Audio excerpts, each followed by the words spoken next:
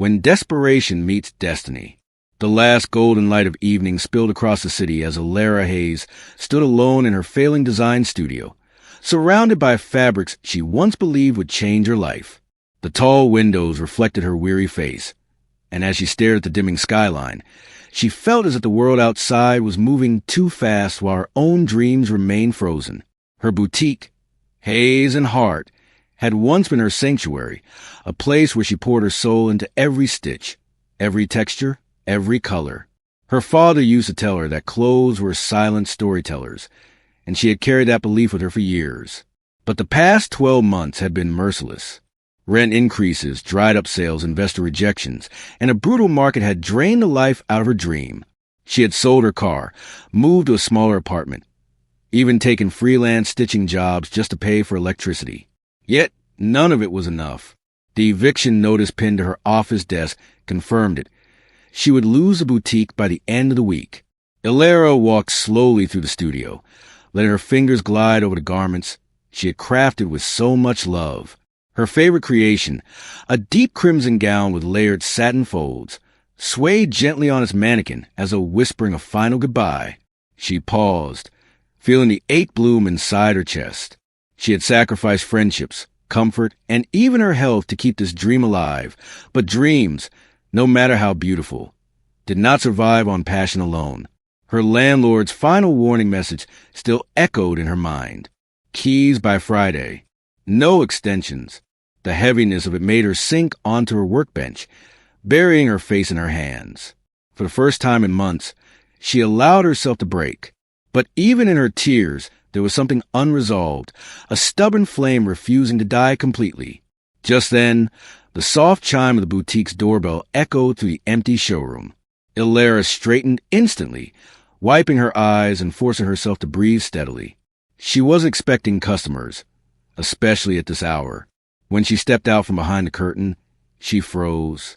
Standing in the doorway was a man she had only ever seen in business magazines, charity galas, and news headlines. Adrian Knight, Billionaire CEO of Knight Global Enterprises, a man known for transforming dying tech companies into industry giants and for being famously untouchable.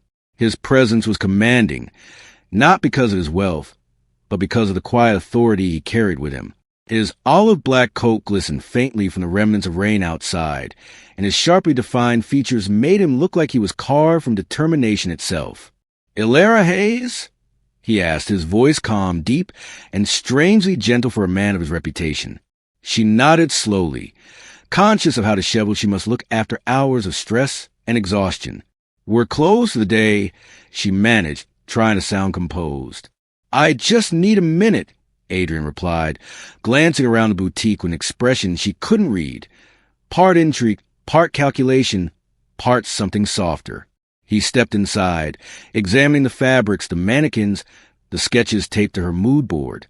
"You designed all of this yourself?" he asked, stopping in front of her crimson gown. "Every piece," Elara answered quietly. Adrian studied the gown for a long time, and something subtle shifted in his eyes. "You're talented," he said with finality that sounded like an assessment delivered by someone who didn't offer compliments lightly. "Thank you," she replied. "But talent doesn't pay rent." Her attempt at humor fell flat. The truth was too raw. Adrian's gaze returned to her, not just at her appearance, but at her exhaustion, her resilience, her vulnerability, her desperate determination to stand tall despite everything around her collapsing. "I know your boutique is closing," he said calmly. The words stabbed through her like a blade of reality. "How do you know that?" she asked sharply. "I do my research," Adrian replied, "and I didn't come here by accident." He walked toward her, maintaining a respectful distance, but radiating an intensity that made the air feel charged. "I have a proposition for you, Miss Hayes, one that could save your career and mine." Elara crossed her arms instinctively, her defense rising. "I'm listening, but I'm not promising anything." Adrian nodded once, as if he respected the firmness in her tone. "I need a wife." The words dropped into the room with the weight of something impossible. Elara blinked, certain she had misheard. But Adrian Knight did not look like a man who joked. "A marriage," she echoed. "To a complete stranger?" "A legal partnership," Adrian clarified. Not a romantic one. Not an intimate one. Purely an arrangement with mutual benefits. Elara felt her pulse quicken, not out of excitement, but disbelief. She had heard of business marriages before, but never imagined being offered one. Why me? She asked cautiously. You're not from my world, Adrian replied honestly. You're not chasing headlines or social status. You have authenticity, passion, independence, qualities my board wants to see from me. They believe a stable personal life equals stable leadership. The explanation wasn't entirely surprising, but it didn't make it less overwhelming. And what do I get out of this? She asked quietly. Adrian's gaze softened in a way she never expected from him. Your boutique, restored, relocated, funded, expanded. A design team under your leadership. Clients with budgets large enough to showcase your talent. You'll never have to choose between passion and survival again. For a moment, Elara felt the room tilt. It was everything she had ever wanted offered at the exact moment she had nothing left, but she wasn't naive. It sounds too good to be true, she said, holding his gaze. Maybe it is, Adrian replied, but I don't make offers I can't honor, and I don't choose people lightly. Silence settled between them, heavy, expectant, electric. Elara looked around the boutique one more time, taking in the remnants of her dreams. She thought of her father, of the countless nights she worked on the glow of a single lamp, of the sacrifices she made. This arrangement could resurrect everything she had lost, but it also meant stepping into a world where every move was scrutinized, where she would live beside a man as complex as a locked vault. Adrian Knight was offering her salvation, but also a leap into the unknown. When she finally looked back at him, she saw something unexpected in his eyes, something that wasn't business, strategy, or ambition. It was loneliness. A man who had everything yet nothing real. A man who needed her authenticity as much as she needed his resources. And in that moment, Elara realized that this wasn't just a deal. It was the start of a journey that would challenge her in ways she had never imagined. A journey where two strangers, bound by circumstance, would learn that sometimes the most unlikely arrangements lead to the most extraordinary transformations. Breakfast with a stranger, fate with a purpose. Long paragraphs only. Smooth storytelling without short lines. The morning sun washed over the city in amber warmth as Elara Hayes stepped out of the subway station and into a world that suddenly felt heavier, louder, and more unpredictable than ever. She had not slept the entire night. How could she? Her mind had raced through every possibility, every fear, every whispered voice of hope telling her that maybe, just maybe, this impossible offer could be the lifeline she had been searching for. Adrian Knight's proposal replayed in her mind endlessly, like an unfinished sentence begging to be completed. Marriage, even in name only, was not a trivial decision. It was a commitment that tied two lives together, and she barely knew the man beyond his reputation. Yet, for the first time in months, she had awakened without the crushing weight of despair sitting on her chest. Instead, there was a stirring sense of direction, as though life itself was pushing her toward a new chapter she never intended to write. As she approached the discreetly elegant cafe Adrian had chosen, she noticed him already seated by the window, his posture perfectly straight, his expression calm but unreadable. He wasn't looking at his phone or laptop. Instead, he sat with his fingers loosely intertwined as he gazed out at the bustling street. Even in stillness, he radiated a quiet command. Elara paused for a moment outside, suddenly aware that nothing about her world would remain the same after this breakfast. When she finally walked in, Adrian's attention shifted instantly. His eyes, a cool silver gray, found hers with such precision it felt as though he'd been tracking her the moment she stepped onto the sidewalk. "You're on time," he said, standing out of courtesy as she approached.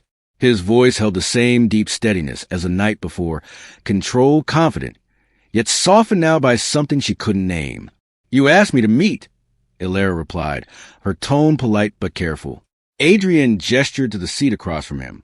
"I appreciate that you came." She sat down, smoothing her palms over her skirt as a server approached with menus. The scent of roasted coffee beans drifted between them, but neither reached for the menu. They were not here for breakfast. They were here for decisions. After the server stepped away, Adrian leaned slightly forward, clasping his hands on the table. "Before we go any further," he began, "I want you to know that nothing I said last night was impulsive. I do not make emotional decisions. Miss Hayes, everything I do is strategic, deliberate, and fully thought through." Elara studied his expression, noticing the faint tension in his jaw.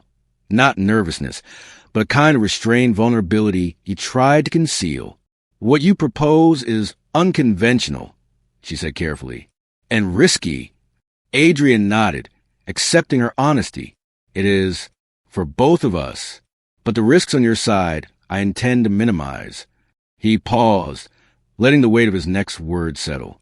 "You will not lose your independence.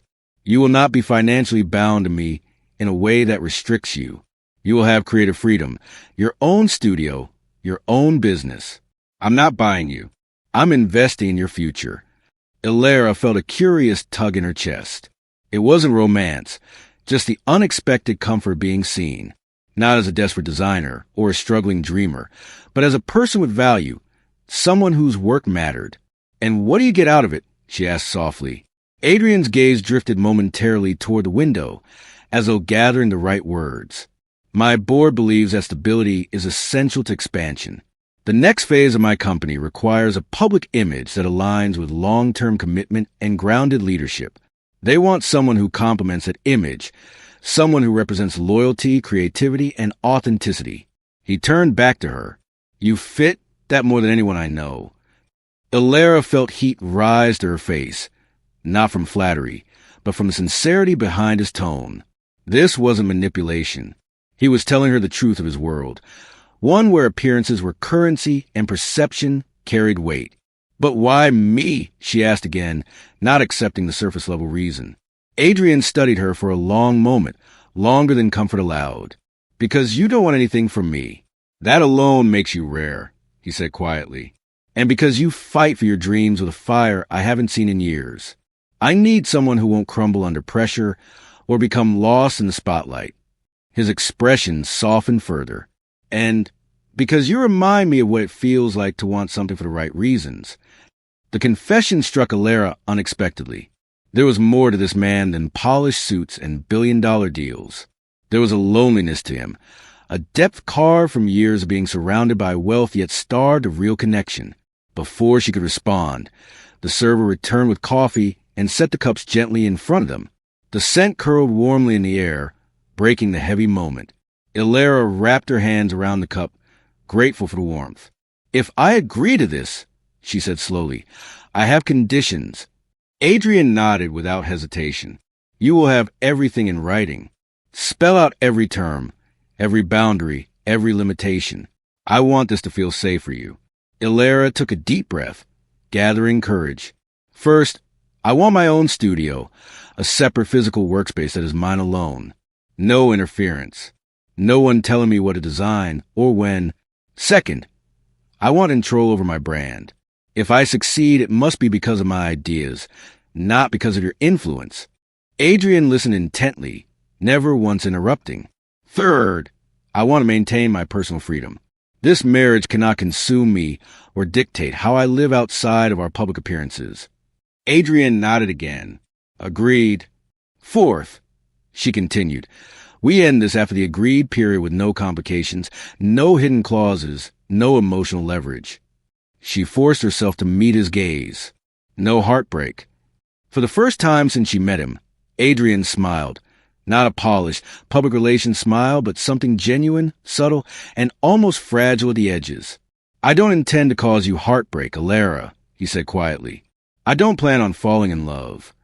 His words were meant to reassure her, yet they lingered in the air with an irony neither of them could recognize yet. Because sometimes the strongest walls were the ones fate loved to break the most. The cafe around them grew louder with morning traffic and new customers, but inside their small corner, the world felt strangely suspended. They were two strangers discussing a partnership that would shape both of their futures in ways neither could fully grasp. When Adrian finally reached into his briefcase and placed a folder on the table, Elara felt her breath hitch. "This contains everything we discussed," he said. "Review it. Ask for changes. Nothing will be finalized until you are completely satisfied. Elara touched the folder with hesitant fingers. It felt like touching destiny wrapped in paper and ink. "When would this begin?" she asked. Adrian answered with a steady voice. "When you say yes."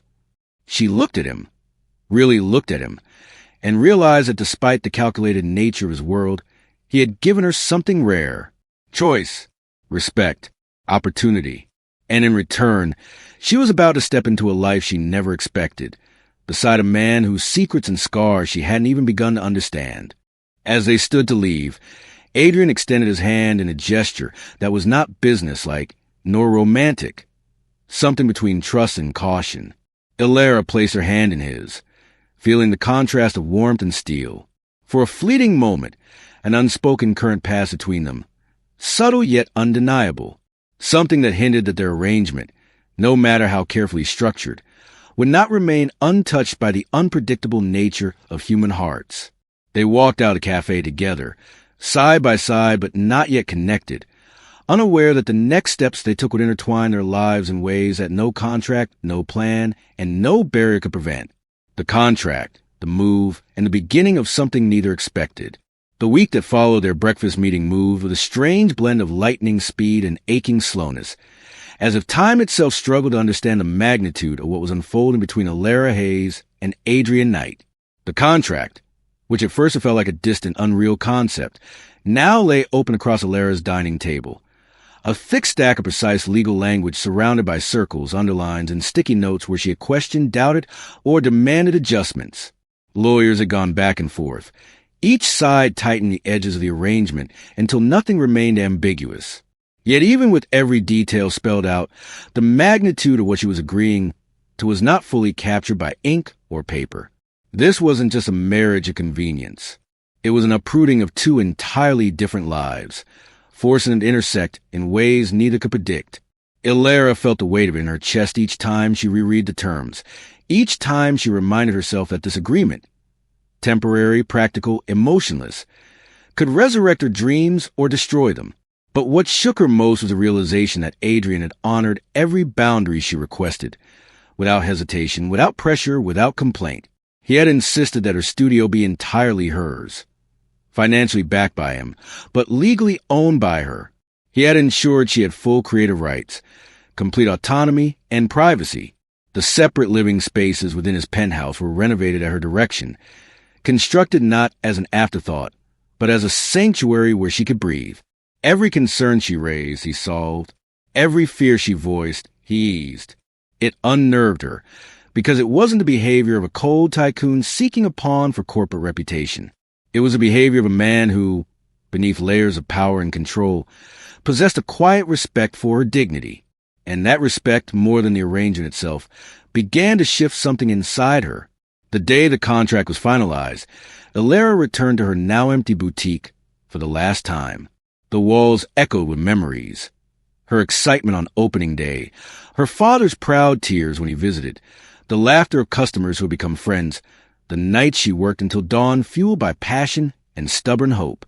But now the space was stripped bare, its once vibrant energy replaced by cardboard boxes stacked by the door. Adrian had offered to send a moving crew, but she declined. Some goodbyes were too personal to outsource. As she stood alone in the empty boutique, she ran her hand over the counter one last time, letting the moment sink in. This chapter of her life was ending, not in failure, but in transition. A transition she never expected. Her phone buzzed, breaking the silence. Adrian's message was simple, almost painfully formal. "The car will arrive in 10 minutes. I took care of the paperwork with the landlord. No rush. Take your time." Elara smiled faintly. His texts always carried restraint, even when the gestures behind them did not. She took one last look around, whispered a soft thank you to the space that had shaped her, and stepped outside into a future she could not yet imagine.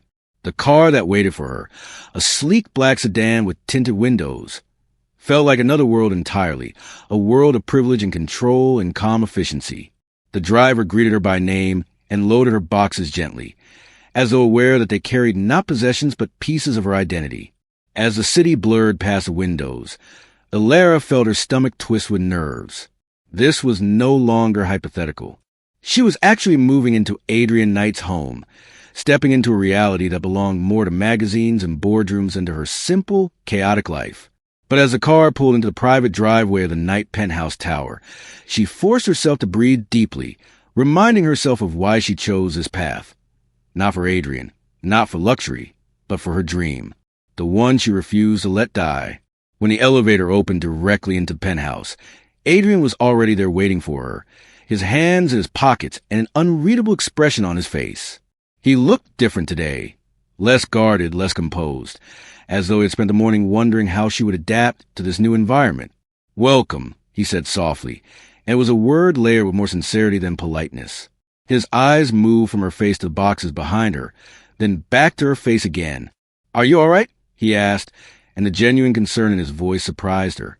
"As all right as someone about to start a 2-year contract marriage can be," she answered with a small laugh. Adrian's lips curved slightly, the ghost of a smile appearing for just a moment. "Fair enough." He walked her through the penthouse again, but this time everything felt different. Not because the space changed, but because her relationship to it had. The high ceilings, the panoramic windows overlooking the city, the calm, minimalist design, all was beautiful in a way that made her feel both lucky and out of place. It wasn't her world. It wasn't her rhythm. But Adrian seemed acutely aware of that. He explained every section with care, not arrogance, as though wanting to ensure she felt acquainted, not overwhelmed. When he brought her to the studio he constructed for her, Elara's breath caught for the second time. The room was flooded with natural light from skylights and tall arched windows. Shelves were lined with fabrics and tones she adored. The cutting table was larger than anything she had ever worked on, and the sewing machines were top tier. Adrian had asked her preferences weeks ago, but to see everything assembled with such precision felt like stepping into a dream she never dared to imagine. "You did all this," she whispered, running her hand along the polished oak table. "For you," he responded quietly. "This is your space. You don't need permission to work here. You don't need to ask me for anything. You built your career. I'm just giving you the place to grow it." His voice had softened, almost imperceptibly, but Elara noticed it. She noticed everything about him, even the things he tried to hide. For a moment, neither of them spoke. The silence was not heavy, but suspended, like the world paused to acknowledge something delicate taking shape between them. Trust, perhaps, or the beginning of it. Later that evening, the legal counselor arrived with the final documents. The marriage would be official in 3 days, a private civil ceremony attended only by 2 witnesses. Adrian's legal advisor and Elara's friend Carmen, who nearly screamed to the phone when Elara told her the truth. Not the full truth, of course. Carmen believed it was a whirlwind romance, and Elara, unable to bear lying entirely, simply said her heart was confused but hopeful. The counselor placed the contract in front of them, asking if they wished to review it one last time. Adrian's eyes met Elara's, seeking confirmation. She nodded. They signed. The finality of the moment settled between them with the weight of a turning tide. They did not celebrate. They did not hug. They simply acknowledged that an agreement had become their new reality. A reality filled with promises, boundaries, and unknown emotional terrain. As the counselor left and the penthouse grew quiet, Adrian walked Elara to the guest wing, her wing, where her new bedroom awaited. As he stood at the doorway, he paused for a long moment, as though unsure how to navigate the fine line between distance and connection. "I know this is a lot," he said finally. "If at any point you feel overwhelmed, tell me. Whatever we are, whatever we become, it has to come with honesty." Elara studied his expression, seeing the exhaustion he carried beneath the surface. The exhaustion of a man who built empires yet struggled to build anything personal. "Thank you," she whispered. Adrian nodded, turning to leave, but then paused again. "Elara," he said quietly. She looked up. "You're not alone in this." When he walked away, his footsteps soft against the polished floor, Elara sat on her bed, feeling the enormity of her new life closing around her like a strange, delicate cocoon. She was living in a billionaire's penthouse, preparing to enter a marriage built on necessity rather than affection. And yet, as she thought about Adrian's steady voice, his careful accommodations, his moments of vulnerability, she realized something unexpected. This arrangement, meant to be practical and emotionless, was already stirring something neither planned for. Not love, but possibility. The ceremony, the penthouse, and the shift neither could stop. The day of the ceremony arrived with an unnerving quietness that didn't match the significance of what Elara Hayes and Adrian Knight were about to do. There were no crowds, no cameras, no lavish decorations, no grand hall. It took place in an elegantly understated city courthouse chamber, where soft beige walls, tall windows, and a polished mahogany table created an atmosphere that felt both simple and surreal. Elara had chosen a modest ivory dress. Nothing extravagant, nothing designed to draw attention. It hugged her frame gently, falling in a smooth cascade that reflected her calm, minimalist taste. Her hair was loosely pinned at the back, a few strands framing her face in a way that made her feel unexpectedly graceful. She wore no jewelry besides a delicate gold ring that belonged to her mother, its sentimental value far outweighing any material worth. Adrian arrived a few minutes early, wearing a tailored charcoal suit that seemed crafted specifically for this moment, his posture as composed as ever. Yet there was something different in his eyes. Something she had not seen before, an unguarded softness, a small flicker of emotion crossing the armor he wore daily. When he saw her, the world seemed to pause. His brows lifted in subtle astonishment, and his voice lost a fraction of its firmness as he whispered, "You look beautiful." He had said it quietly, almost involuntarily, as if the words escaped without permission. Elara felt a flutter of warmth inside her, surprised by how genuine his compliment sounded. She had expected polite admiration, but not the kind of sincerity that lingered in the air around them. Carmen, Elara's best friend and chosen witness, practically radiated excitement. She hugged Elara tightly, whispering a dozen questions she didn't intend to answer truthfully. Questions about how fast his romance had happened, how deeply Elara had fallen, how fairy tale perfect Adrian seemed. Elara simply smiled and allowed Carmen to believe the version of the story that made her happiest. Adrian's advisor, Mr. Bellum, stood on the opposite side of the room, observing with an unreadable expression, ensuring everything proceeded according to the plan written so carefully in the contract. The judge entered shortly after, offering a polite smile as she took her place. The ceremony began with formalities, Elara answering questions with steady grace, Adrian doing the same with controlled precision. Yet beneath the scripted nature of it all, something real began to seep through. Each time Adrian's gaze met hers, she felt a strange, grounding calm, as though he was silently reassuring her that she wasn't stepping into this alone. When the time came to exchange rings, Adrian carefully picked up the simple band he had selected for her. Not extravagant, not flashy, but elegant, intentional, and perfectly her. As he slid it onto her finger, his hand lingered longer than necessary, warm against her skin. His voice, usually firm and authoritative, softened as he whispered the symbolic words the judge instructed. Elara felt her heart tremble in her chest, not from fear, but from the odd, undeniable tenderness forming between them. When it was her turn, Elara took his ring, silver, understated, strong. Her fingers trembled slightly, not from nerves, but from the weight of the moment. The contract made this arrangement temporary. Logic said this was nothing but a deal. Yet the reality of touching his hand, of placing a symbol of unity around his finger, struck her harder than she expected. Adrian's breath hitched almost imperceptibly when her skin met his, a reaction so faint that anyone else would have missed it. But Elara noticed. She always noticed the small cracks in his armor. The judge pronounced them married. Simple words, spoken in a quiet room, echoing far deeper than either expected. Carmen clapped with heartfelt joy. Mr. Bellum nodded professionally, and the judge offered her congratulations with a warm smile. But while everyone around them celebrated politely, Elara felt a complex mix of emotions whirl inside her. Fear, hope, uncertainty, possibility. She stole a glance at Adrian, who was watching her with an intensity that both startled and steadied her. He extended his hand, and she placed hers in his, allowing him to guide her forward into the new life they had agreed to share. After the ceremony, Adrian insisted on taking everyone to a private rooftop restaurant for a quiet lunch. Nothing extravagant, just a gesture to mark the moment. The rooftop overlooked the city skyline, drenched in sunlight that made everything shimmer in gold.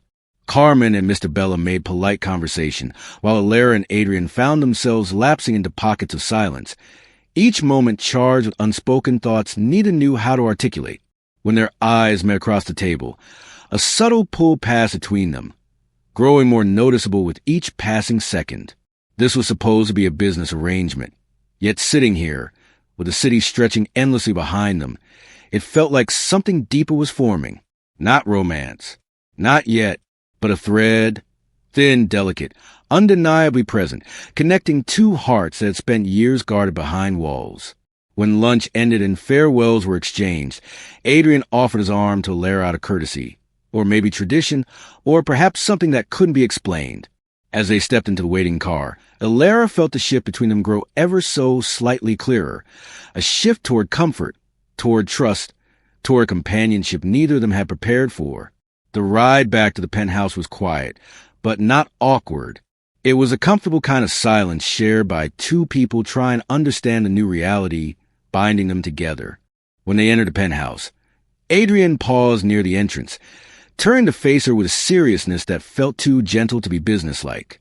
"Elara," he said softly, "I want to thank you for trusting this arrangement. I know what you've given up. I know this isn't easy." His eyes held a sincerity that was rare for him, unguarded, honest, almost raw. Elara felt her breath catch. "Adrian, I'm here because I believe in my dream, and because you gave me a chance no one else did." She paused, choosing her words carefully. "But I'm also here because I see something in you. Something real. Something you try very hard to hide." His expression changed, just slightly, but enough to reveal that her words hit a place he never shared with anyone. For a moment, he seemed almost vulnerable, standing before her not as a billionaire CEO, but as a man who had spent too many years building strength at the cost of connection. Before the moment could linger longer, he cleared his throat gently, slipping back into his composed demeanor. "Your studio is ready whenever you want to work, and your bedroom is yours alone. You're free to settle in at your own pace." Then, with a pause that held meaning neither dared to explore, he added, "If you ever need anything, I'll be here." As he walked toward his office, Elara remained standing in the center of the penthouse, her heartbeat steady yet strangely elevated. She touched the ring on her finger, a symbol of contract, yes, but also something else now, something she couldn't define yet. She moved through her studio later that evening, letting her hands glide along the clean surfaces, the fabrics, the tools arranged with care. For the first time in months, she felt the stirrings of inspiration, not just because she had space now, not because her career had been saved, but because something dormant inside her was awakening, a new chapter, a new purpose, a new sense of belonging that she hadn't felt since her father passed away. As she sat before her sketchbook, pencil in hand, the ideas flowed, the lines, the shapes, the colors. She designed not out of fear of failure, but out of a tranquil determination she hadn't felt in a long time.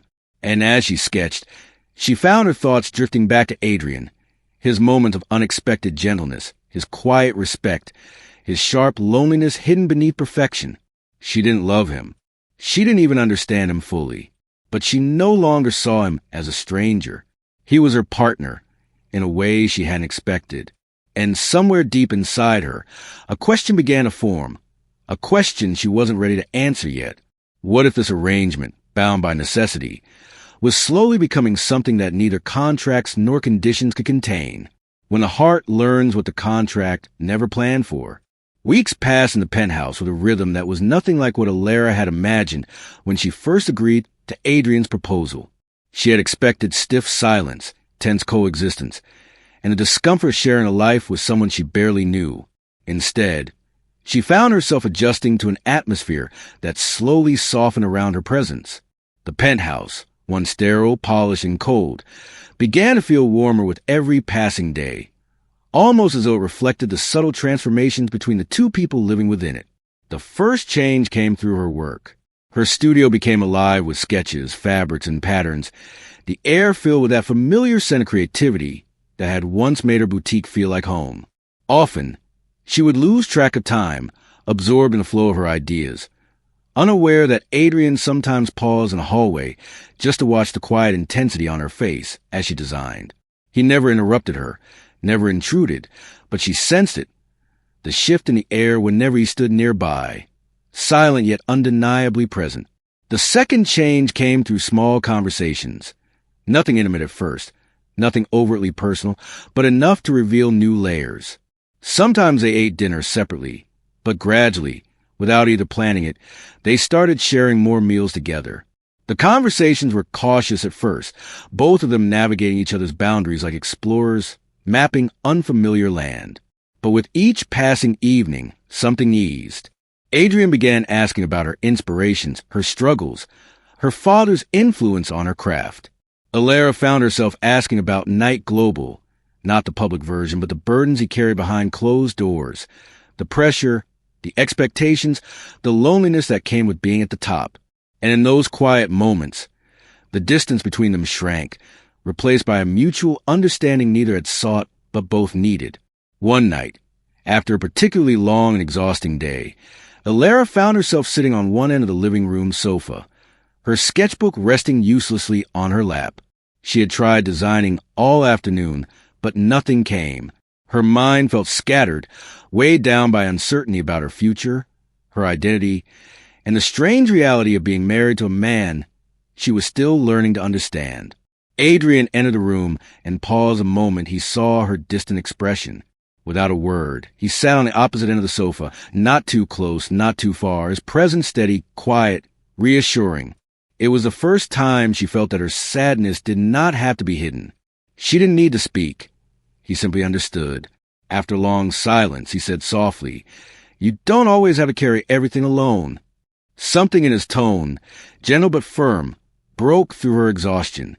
She looked at him with eyes that held a mixture of gratitude and confusion. "I'm not used to leaning on anyone," she admitted. Adrian held her gaze without flinching. "Neither am I," he replied. "Maybe we can learn together." From that night onward, the dynamic between them shifted in a way that felt impossible to categorize. They were no longer merely strangers bound by a contract, nor were they lovers. But something delicate was forming, a connection rooted in vulnerability, mutual respect, and the unspoken comfort of companionship. The simplest moments became quietly meaningful. Adrian bringing her coffee during late work nights, Elara leaving a handwritten thank you note on his desk when he solved a business issue that had been weighing heavily on him. Their brief exchanges of humor that flickered through the seriousness of their days. The housekeeper even commented one morning that the penthouse felt lighter, warmer. Neither of them reacted outwardly, but both felt the truth in her words. Then came the night that changed everything.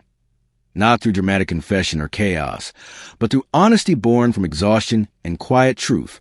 Adrian had returned late from a board meeting, shoulders tense, expression carved with frustration. Elara was in the kitchen heating tea, and when she noticed a strain on his face, she didn't hesitate. Without asking permission, she poured a second cup and placed it gently on the counter near him. Adrian stared at the cup for a long moment, his eyes softening as if the simple gesture pierced through the coldness of his day. When he finally met her gaze, there was no mask left. "Sometimes," he began slowly, "I feel like everything I built became too big for me to carry alone." His voice was quieter than she had ever heard it, almost fragile. Elara stepped closer, her heart tugging at the rawness he rarely showed. "You're not alone," she said gently. The truth of her words lingered between them, warm and grounding. He studied her deeply, as though trying to understand how someone he'd known for only a few months could become the one person he trusted most. Then, almost without thinking, he reached out, not to touch her, not to pull her close, but to rest his hand on the counter near hers. Their fingers were only inches apart, yet the emotional closeness between them felt undeniable. They stood there in the soft humming quiet of the penthouse kitchen, two souls who had entered each other's lives out of necessity and now found themselves tethered by something deeper, something neither contract nor strategy had ever accounted for. The weeks that followed built upon that night, slowly, naturally, almost imperceptibly. Adrian's presence became a calm anchor in Elara's life, and Elara's creativity reignited with a brilliance that surprised even her. She began designing a new collection, her boldest yet, pieces that reflected transformation, strength, resilience, and the unexpected beauty of second chances.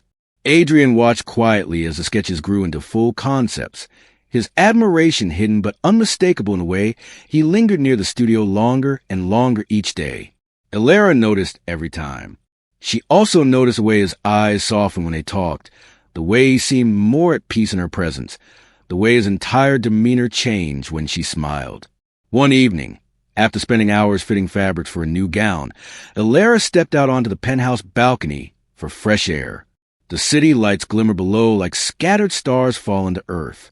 Adrian joined her a few minutes later, leaning against the railing beside her. The wind lifted her hair gently, and she tucked it behind her ear, feeling the quiet intensity of his gaze. "Your collection," he said, breaking the silence, "is extraordinary. It's not just fashion. It's storytelling." Elara's breath caught, his words touching her in a way she hadn't expected. "Thank you," she said softly. "I think I'm finally designing from hope instead of fear."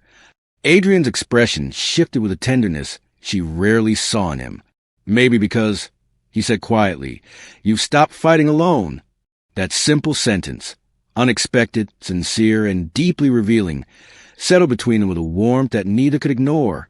Elara turned to face him completely, her eyes searching into the truth she sensed simmering beneath the surface. Adrian didn't look away. In that moment, something in him finally let go of the last wall he had been holding on to. "This arrangement," he murmured, "was supposed to be practical, predictable, safe, but nothing about you has been predictable." She felt her heart pound softly against her ribs, not from fear, but from the undeniable pull of something real. "And is that a problem?"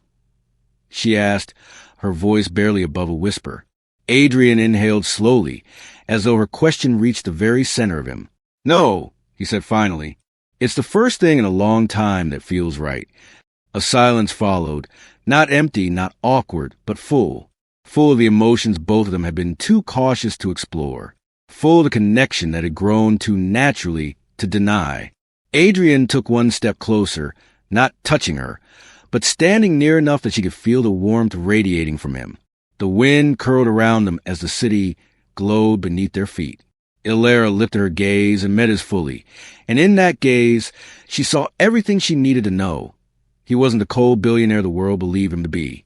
He was a man who had lost himself in success and isolation, a man learning how to be human again, a man who, without intending to, had begun to care. She didn't move away. He didn't step back. But neither spoke the words their hearts were beginning to understand. It wasn't time yet, but the time was coming. Because what they had now was no longer a contract, no longer a partnership built on necessity. It was something deeper, something emerging quietly, slowly, powerfully, something that felt like the beginning of real love, not planned love, not strategic love, but the kind of love that grows in the spaces between two people who never expected to heal together, the kind that arrives softly, changes everything, and refuses to be undone. And as Elara stood beside Adrian under the endless sky, she realized that the future she had feared was no longer frightening. Not when she wasn't stepping into it alone. Not when she had found something impossible and beautiful in the last place she expected. A partner, a companion. And maybe, just maybe, the man her heart was beginning to trust.